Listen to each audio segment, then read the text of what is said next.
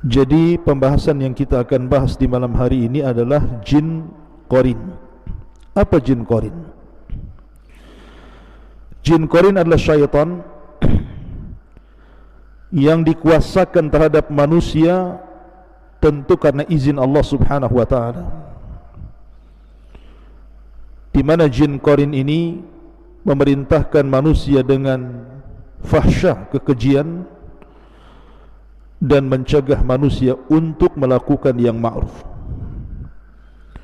Dan itu berdasarkan firman Allah Subhanahu wa taala, "Asy-syaitanu ya'idukumul faqra wa ya'murukum bil fahsyah." Syaitan itu menjanjikan kepada kalian kefakiran dan memerintahkan kalian untuk melakukan kekejian. Wallahu ya'idukum maghfiratan minhu wa fadla wallahu wasi'un alim. Dan Allah menjanjikan kepada kalian ampunan dan keutamaan, dan Allah amat maha luas rizkinya lagi maha mengetahui. Ma'asyiral muslimin yang dimuliakan Allah Subhanahu wa taala, setiap manusia pasti ada qarin. Dan qarin ini ada dua macam. Ada qarin dari kalangan jin, dan mereka adalah syaitan, dan mereka adalah jin kafir. Dan ada qarin berupa malaikat, dan dua-duanya ibarat barat dan timur, tidak mungkin ketemu. Dan keduanya bisa kita rasakan. Saya, anda, atau siapapun bisa merasakan apabila hati kita ini terdorong untuk melakukan kemaksiatan, melakukan kekejian, kemungkaran dan kezaliman, berarti jin yang ada pada badan kita itulah yang memberikan was-was untuk melakukan hal itu. Tapi jika yang kemudian diperintahkannya adalah memerintahkan kepada kebaikan, kepada ibadah dan ketaatan, berarti itu adalah datang dari malaikat yang mencintai kebaikan. Ma'asyiral muslimin yang dimuliakan Allah Azza wa Jalla, seperti apa jin qarin ini? Apakah setiap manusia memiliki jin qarin? Apakah para nabi juga memiliki jin qarin? Bagaimana pula dengan qarinnya para nabi? Dan apakah qarin ini juga akan meninggal ketika manusia yang diqarininya meninggal? Mudah-mudahan waktu yang sangat berharga ini kita akan mengupas sedikit, mengenal di balik rahasia jin qarin ini.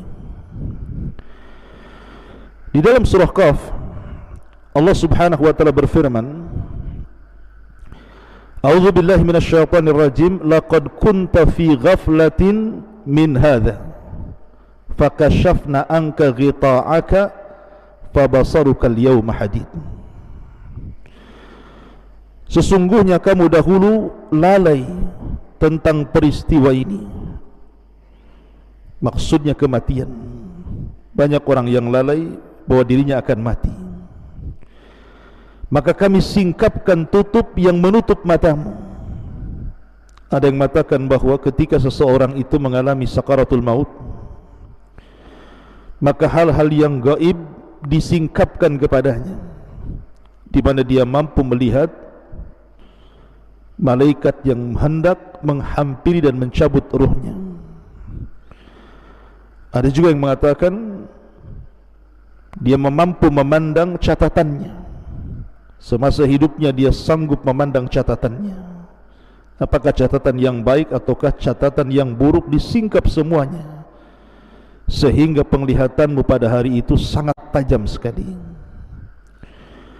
Wa qala qarinuhu hadza ma ladayya atid. Dan qarin yang berupa malaikat yang menyertai selama hidupnya dari dia lahir sampai dia wafat berkata, inilah catatan perbuatan yang ada padaku, yang kucatat selama kau hidup. Alqiya fi jahannam kulla kafarin anid. Maka Allah berfirman, lemparkanlah olehmu berdua ke dalam neraka Jahannam semua orang yang sangat ingkar lagi keras kepala. Manna'ilil khairi mu'tadim murid, yang sangat enggan melakukan kebaikan, melampaui batas dan bersikap ragu-ragu. Alladzi ja'ala ma'allahi ilahan akhar fa'alqiyahu fil adzabis syadid, yang mempersekutukan Allah dengan Tuhan lainnya, maka lemparkanlah dia ke dalam azab yang sangat keras. Qala qarinuhu rabbana ma adghaituhu walakin kana fi dhalalin ba'id.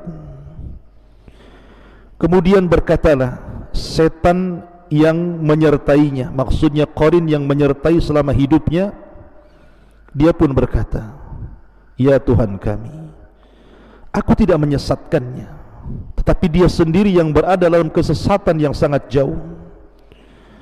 Qala la takhtasimu ladayya wa qad qaddamtu ilaikum bil wa'id.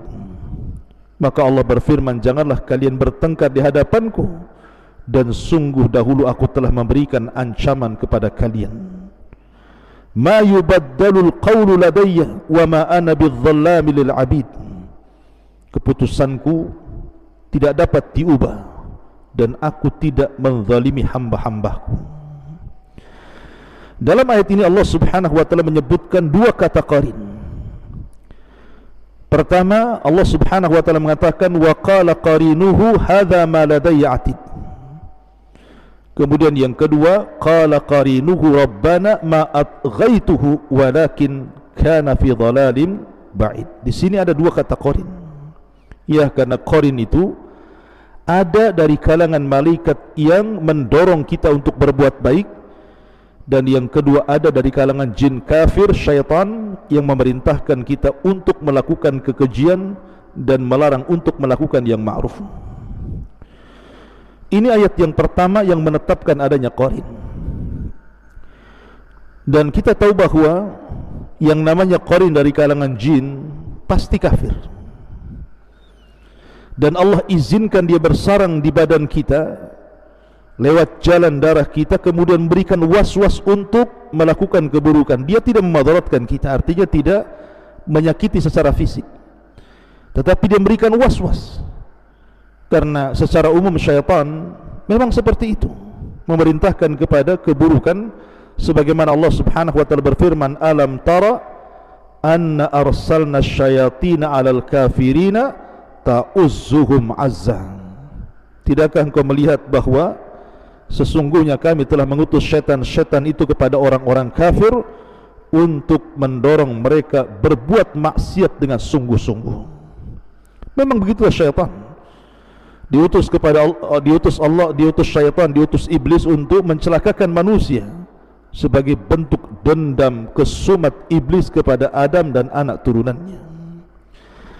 Ma'asyiral muslimin yang dimuliakan Allah subhanahu wa ta'ala. Kemudian ayat yang kedua Allah katakan dalam surah Zuhruf ayat ke-36,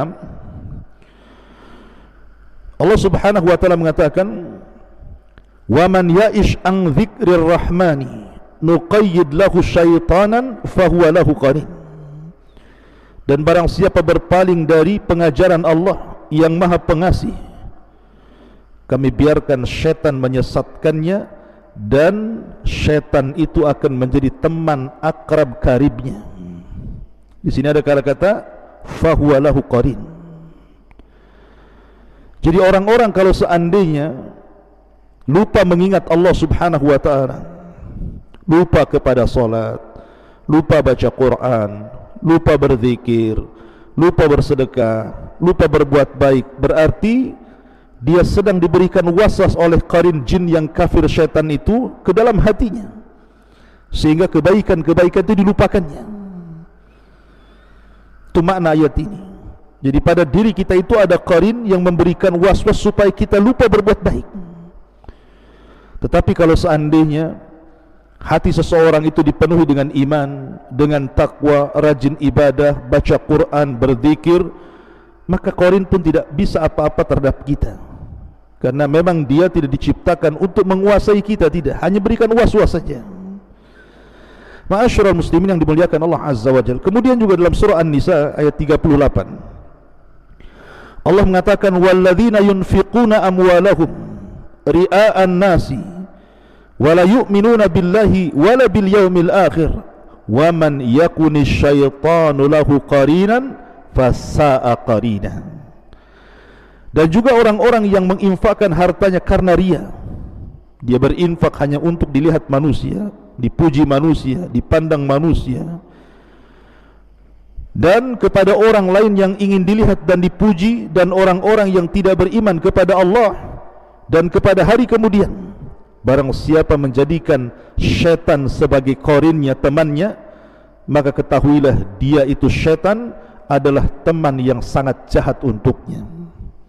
Di sini ada kata-kata wa may yakunish syaitanu lahu qarinan fasa'a qarina. Jadi Al-Quran menetapkan adanya qarin. Setiap manusia ada qarin. Bahkan dalam sebuah hadis dari Abdullah ibn Mas'ud radhiyallahu an, Nabi SAW bersabda, "Ma minkum min ahadin illa wa qad wukila bihi qarinuhu minal jin." Kata Nabi SAW, tidaklah dari kalian seorang pun kecuali telah dikuasakan padanya teman dari kalangan jin. Sahabat bertanya, wa iyaka ya Rasulullah, apakah juga dirimu dalam badanmu ada qarin wahai Rasul? Qala, maka Rasul mengatakan, wa iyaya, termasuk diriku. Illa anna allaha a'anani alaihi fa aslam fala ya'muruni illa bi khairin. Tetapi qarin jin yang ada pada badanku, kata Rasulullah, sesungguhnya Allah telah menolong diriku, fa aslam, maka dia pun aslam. Sebagian para ulama mengatakan kalau dibaca dhammah fa aslamu, maka artinya jin itu tetap kafir tetapi tidak memerintahkan Rasul untuk melakukan kejahatan, tidak pengaruh kepada Nabi SAW. Tetapi kalau dibaca kemudian fathah bukan dhammah, fa aslama, berarti jin itu yang ada pada badan Nabi SAW telah masuk Islam. Fala ya'muruni illa bi khairin, sehingga dia tidak memerintahkan diriku, kata Rasul, kecuali kebaikan. Jadi ada yang mengartikan fa aslamu, artinya kemudian dia pun tidak bisa apa-apa denganku, tidak pernah melakukan keburukan kepadaku atau memberikan was-was keburukan, atau dibaca fa aslama, dia pun masuk Islam.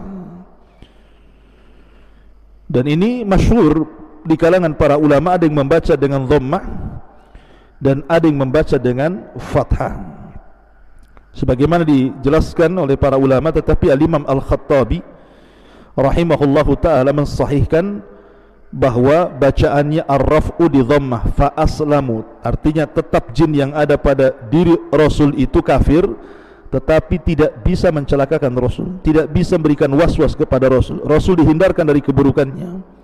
Tetapi Al-Qadi Iyadh, beliau membaca dengan fathah fa aslama, artinya qarinnya Rasul itu masuk Islam. Kalau sudah masuk Islam tidak menyuruh kecuali kepada kebaikan, baik yang dibaca dhammah ataupun fathah, keduanya tidak memadaratkan Nabi sallallahu alaihi wasallam. Bahkan dalam sebuah hadis yang lain, Nabi sallallahu alaihi wasallam suatu ketika keluar di malam hari, ketika itu giliran Aisyah radhiyallahu anha. Kata Aisyah radhiyallahu anha, faghirtu alaihi, aku pun cemburu karena disangkanya Rasul keluar malam itu hendak ke istrinya yang lain. Faja'a fara'a ma asna, maka dia pun datang, kemudian dia melihat apa yang aku lakukan. Karena Rasul ketika pergi, Aisyah membuntuti di belakang. Kemudian ketika Rasul datang, Aisyah langsung balik. Jadi Rasul melihat apa yang dilakukan Aisyah radhiyallahu anha. Maka Nabi SAW kemudian bertanya, malak ya Aisyah, ada apa dengan kamu? Sibuk kali.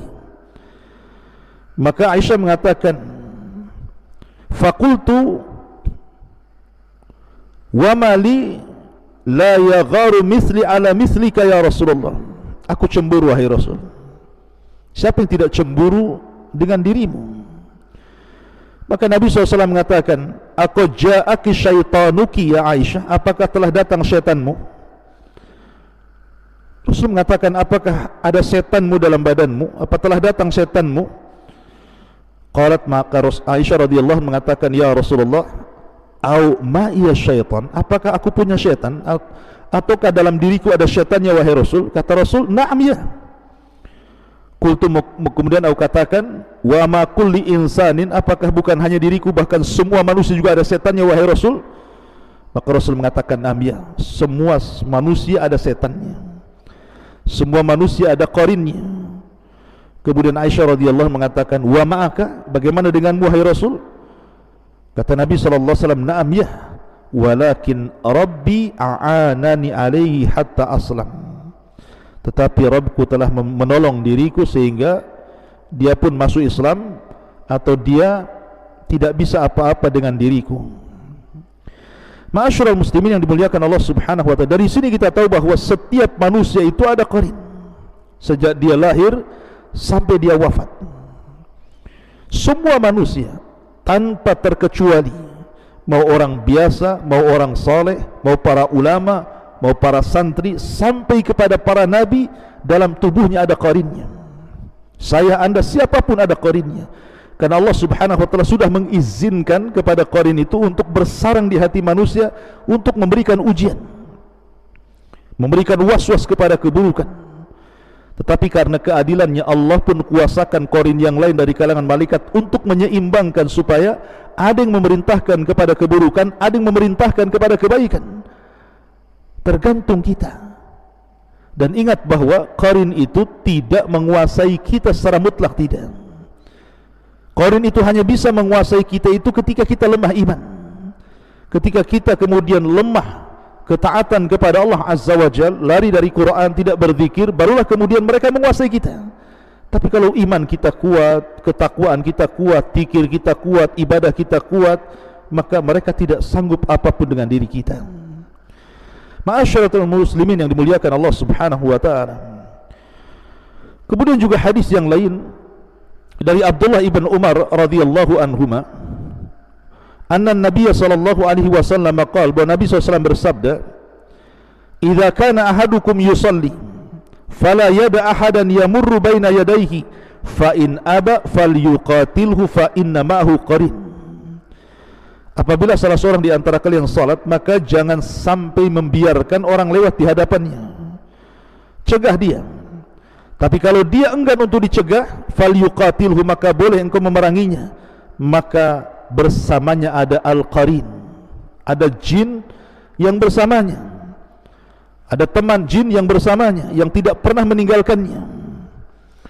Sebagaimana penjelasan Al-Imam Asy-Syaukani dalam kitab Al-Awtar, bahwa fa inna ma'ahul qarin, artinya as-sahib as-syaitan, yang menyertainya selama ini syaitan yang ada pada manusia dan tidak pernah meninggalkannya.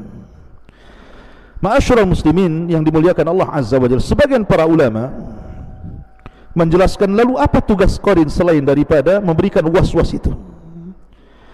Ada juga yang mengatakan bahwa ketika manusia tertidur dan dia lupa berwudu, lupa membaca doa, lupa untuk ta'awud kepada Allah Subhanahu wa taala, dia pun tidur begitu saja, maka terkadang qarin ini masuk dalam mimpinya. Terkadang dia kemudian dalam mimpinya menyerupai binatang seperti ular, ataupun orang yang hitam yang menakutkan, atau sejenis binatang-binatang buas. Pokoknya dia tasyakul dalam mimpi kita sehingga menakut-nakuti kita, sehingga kemudian dengan masuknya dia dalam mimpi kita itu kemudian memberikan mimpi-mimpi buruk, sehingga kita akhirnya ketakutan. Ya, karena tugas syaitan itu juga salah satunya adalah menakut-nakuti manusia. Ma'asyiral muslimin yang dimuliakan Allah Subhanahu wa taala. Tetapi ada beberapa catatan tentang masalah qarin ini. Yang pertama, qarin ini adalah syaitan yang dikuasakan kepada setiap manusia untuk mencelakakan manusia dan menyesatkan manusia. Ingat, tidak ada qarin yang baik.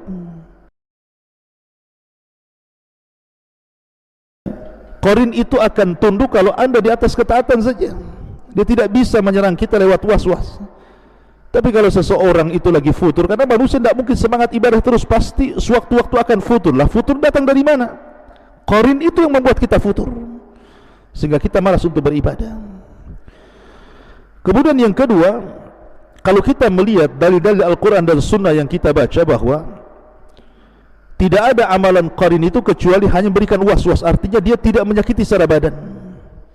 Dia tidak menyakiti secara badan, karena jin-jin itu kan tugasnya banyak. Macam-macam tugas itu. Ada khusus jin itu yang menyakiti kita, entah dia diutus oleh tukang-tukang sihir, oleh paranormal untuk menyantet kita, na'udzubillah gitu ya. Maka itu jin khusus menyakiti kita. Tapi qarin itu tugasnya lain, dia hanya untuk memberikan was-was saja, menakut-nakuti kita supaya kita malas ibadah, supaya kita berbuat jahat, supaya kita berbuat zalim, itu saja. Dan itu kembali kepada kekuatan iman seorang hamba, karena bagaimanapun tipu daya syaitan qarin ini bisa kita kalahkan dengan mendekatnya kita kepada Allah Subhanahu wa taala. Ma'asyiral muslimin yang dimuliakan Allah Subhanahu wa taala. Kemudian juga ketika seseorang wanita khususnya sedang haid ataupun istihadhah, ya, sebagaimana dijelaskan dalam sebuah hadis Nabi SAW, ada yang mengatakan bahwa istihadhah seorang wanita itu dikarenakan perbuatan qarin. Istihadhah dengan haid beda. Kalau haid memang kebiasaan wanita, setiap bulan pasti keluar, entah seminggu, entah 5 hari. Tetapi biasanya orang setelah haid kemudian datang istihadhah, darah yang menyusul, yang warnanya beda dengan darah haid, baunya beda dengan warna haid, kekentalannya beda dengan darah haid. Adapun perbedaannya, kalau istihadhah masih boleh sholat, boleh puasa, cuman disuruh mandi 1 kali, dan setiap kali sholat dan juga ibadah yang lainnya dicuci saja tempat najisnya. Tapi kalau haid tidak boleh. Lah ada yang mengatakan bahwa istihadhah itu bisa saja perbuatan qarin, karena Nabi SAW menyebutkan di beberapa riwayat, ada yang mengatakan hadza minasyaitan, istihadhah itu dari syaitan. Hadis Aisyah radhiyallahu anha juga mengatakan hadza irqun, kemudian raqsun minasyaitan. Kemudian dalam riwayat yang lain juga hadza minasyaitan, itu bagian daripada syaitan. Kenapa demikian?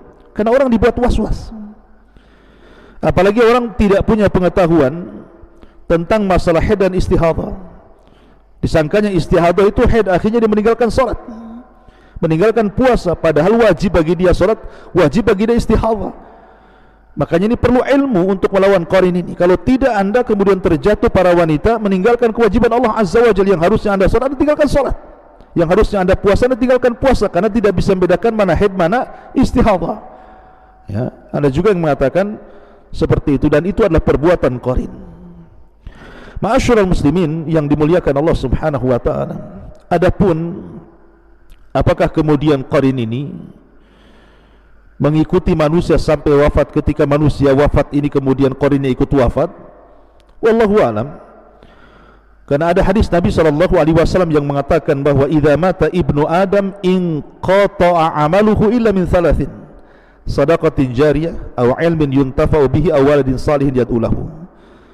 Apabila anak Adam meninggal dunia, maka tidak ditinggalkan kecuali, tidak dibawa ke dalam kuburan kecuali 3 perkara: sedekah yang mengalir, ilmu yang bermanfaat, anak yang saleh yang mendoakan. Dan di sini tidak ada lafaz qarin juga ikut masuk ke kuburannya. Artinya ketika manusia wafat, maka qarinnya akan keluar dan akan bertugas lagi menjadi hamba iblis dan mencelakakan manusia. Makanya saya teringat dengan as'ilah. Suatu ketika waktu saya belajar di Yaman, saya bertanya kepada Syekh Adnan, salah satu guru saya. Jadi ketika saya bercerita tentang peristiwa di kampung, jadi ada seorang preman meninggal dunia, kemudian karena mabok overdosis meninggal dunia. Kemudian setelah dia 1 hari meninggal dunia, heboh di kampung itu bahwa Rupanya orang ada yang melihat bahwa preman itu hidup lagi sedang nongkrong di jembatan. Dan berita ini dari mulut ke mulut akhirnya kemudian menyebar. Namanya orang kampung zaman dulu beda dengan orang kampung zaman sekarang, pada takut. Pertanyaannya, apakah mungkin orang yang sudah meninggal bisa hidup lagi? Kemudian nongkrong di atas jembatannya. Nah, ini saya tanyakan kepada salah satu masyayikh yang di Yaman, Syekh Adnan hafizahullah, tadi mengatakan bahwa boleh jadi itu qarinnya. Karena yang bisa membentuk fisik orang itu mirip dengan orang yang meninggal itu adalah qarinnya. Karena qarin adalah sahibnya, temannya. Jadi dia terputus. Jadi yang sudah meninggal, tapi qarin itu keluar. Terkadang menakut-nakuti manusia dengan cara seperti itu, seolah-olah yang sudah meninggal hidup lagi, padahal itu qarinnya. Oleh karena itulah maka tidak ada hubungan orang yang sudah meninggal dengan qarin. Artinya qarin tidak masuk ke dalam kuburan. Dia ketika orang itu meninggal dia keluar, kemudian dia tetap bertugas sebagaimana jin-jin yang kafir lainnya berusaha untuk menyesatkan anak Adam.